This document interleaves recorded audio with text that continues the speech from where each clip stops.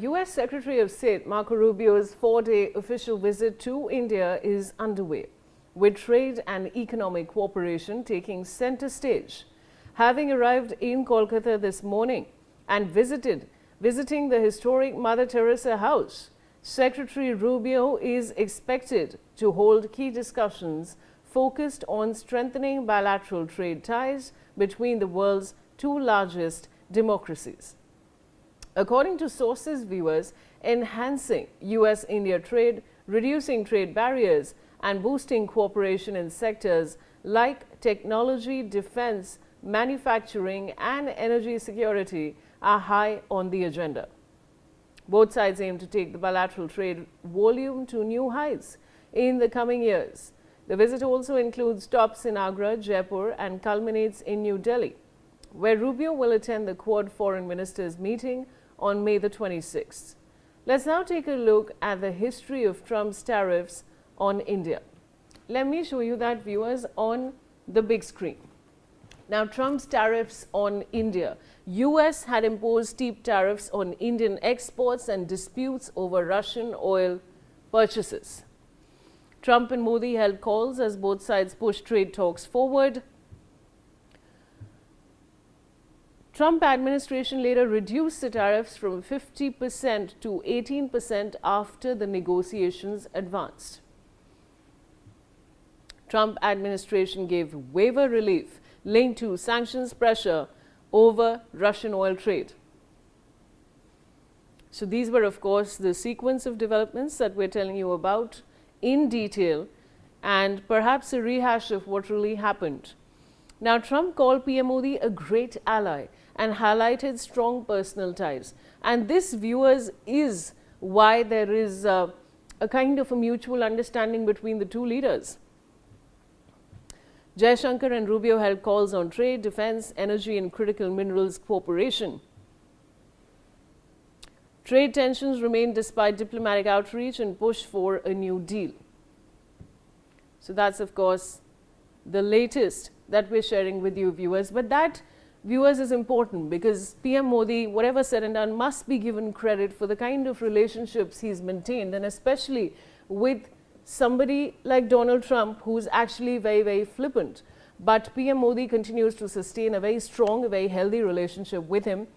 And to discuss all of what we've told you, I have Mithali Nikore. She's an economist. Mithali, good morning and welcome. And of course, this is a very important visit. We're talking about Marco Rubio, who's here in India, very key visit, bilateral ties, a lot of things on the agenda. What do you have to say?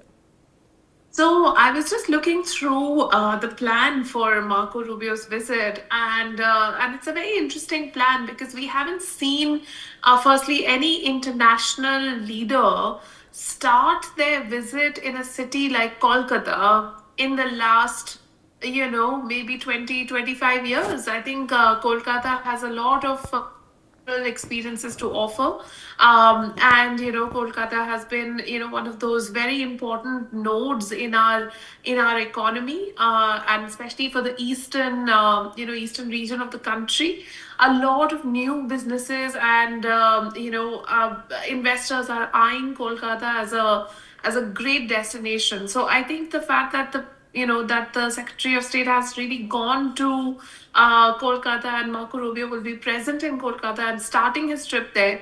I honestly feel that that's a very big change and a very welcome change. I have met some of the US consulate staff in Kolkata, and they are some of the most qualified researchers, economists, and trade experts in the country. So honestly, I really welcome this particular plan of his. He then, of course, plans to go to Agra, Jaipur.